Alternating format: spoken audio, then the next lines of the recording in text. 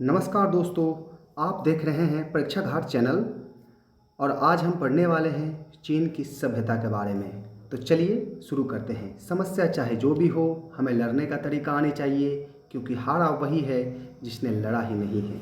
तो चलिए शुरू करेंगे चीन के सभ्यता के बारे में, जो प्रतियोगिता परीक्षाओं में बार बार पूछा जाता है। तो चलिए शुरू करेंगे। चीन की सभ्यता हुआंग हो सभ्यता के नाम से जाना जाता है। प्रश्नों में पूछा जाए कि चीन की सभ्यता को किस नाम से जानते हैं, तो इसको ध्यान में रखना होगा आपको। हुआंग हो सभ्यता को, चीन को सभ्यता को इस नाम से इनको जानते हैं। यह सभ्यता हुआंग हो नदी क्षेत्र में विकसित हुई थी, इसी वजह से हुआंग हो सभ्यता का नाम पड़ा था। ध्यान में रखिएगा, हुआंग हो नदी क्षेत्र में यह सभ्यता विकसित हुआ, जो चीन के उत्तरी क्षेत्र में स्थित है।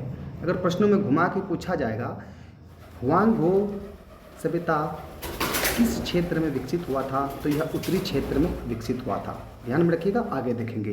हुआंग हो पीली नदी भी कही जाती है। हुआंग हो का दूसरा नाम पीली नदी भी इनको कहते हैं। प्रश्नों में आपको पूछा जाएगा तो आपको घबराना नहीं है, यहीं आप क्लियर हो जाइए। हुआंग हो को पीली नदी भी कही जाती है। चीन की प्राथमिक सभ्यता को पीली घाटी सभ्यता भी कहा जाता है। इनको 2-3 नाम पड़ गया है, अब ध्यान में रखना होगा, अभी ही क्लियर हो जाइए। पीली घाटी सभ्यता भी इनको कहते हैं, हुआंग हो। ध्यान में रखिएगा, आगे देखेंगे। चलिए, भूकंप का अगर पता सबसे पहले किस देश में हुआ था, कहाँ के वैज्ञानिकों ने इसका पता लगाया, तो चीन के वैज्ञानिकों ने इनका पता लगाया। भूकंप का पता लगाने वाला यंत्र को सीस्मोग्राफ भी कहते हैं। इनका आविष्कार चीन में हुआ था। ध्यान में रखिएगा, आगे देखेंगे। हुआंग टी की पत्नी ली जू चीनी लोगों को रेशम के कीड़ों को पालना सिखाया था। इनको भी ध्यान में रखिएगा, आगे देखेंगे। रेशम का आविष्कार यह चाइना में ही हुआ था। रेशम के हल्के वस्त्रों का निर्माण भी सर्वप्रथम चीन में ही हुआ था। इनको भी ध्यान में रखना होगा, आगे बढ़ेंगे। सी हुआंग टी ने समस्त चीन को एक राजनीतिक सूत्र में बांधा था। राजनीति प्रणाली अगर पूछा जाए विश्व में सबसे पहले कहाँ शुरू हुआ, तो यह चाइना का ही देन है। चीन वंश का नाम पूरे ही देश का नाम चीन पड़ा। यहाँ चीन वंश था, इन्हीं के वजह से चाइना इनका नाम चीन पड़ा था। ध्यान में रखिएगा।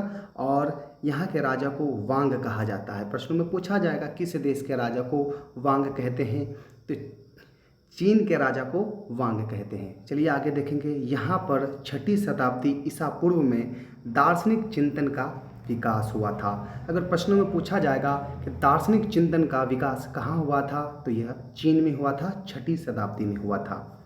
यहाँ के दार्शनिक कन्फ्यूशियस को कुंगजू या ऋषि कुंग के नाम से जाना जाता है। ध्यान में रखिएगा। चाइना के पुच्छल तारा, इनको सर्वप्रथम 240 ईस्वी में देखा गया था। चाइना में ही देखा गया था। ये बहुत ही वीवीआई क्वेश्चन है, इसको ध्यान में रखिएगा।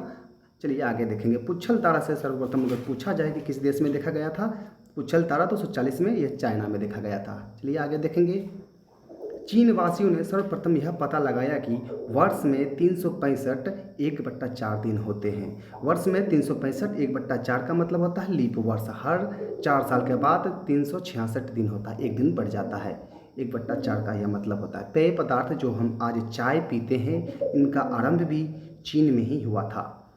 चीन का प्रारंभिक सभ्यता सांग सभ्यता को माना जाता है। चीन का प्रारंभिक सभ्यता सांग सभ्यता है, जब इनका शुरुआत हुआ था। विश्व को चीन के बहुत महत्वपूर्ण देन है। पूरा विश्व में चीन का बहुत ही महत्वपूर्ण देन है। कौन कौन सी देन हैं देख लेंगे। लेखन कला का उदय या विकास यह चाइना में हुआ। लेखन कला, दिशा सूचक यंत्र का भी आविष्कार चीन में हुआ। छापा खाना का भी आविष्कार सबसे पहले चीन में हुआ। कागज निर्माण की तकनीक भी सबसे पहले चीन में हुआ। गोला बारूद का भी आविष्कार सबसे पहले चीन में हुआ। ताश का खेल का भी आविष्कार सबसे पहले चीन में हुआ। चीनी मिट्टी के बर्तन बनाना और पतंग उड़ाना आदि यह चीन में ही हुआ था।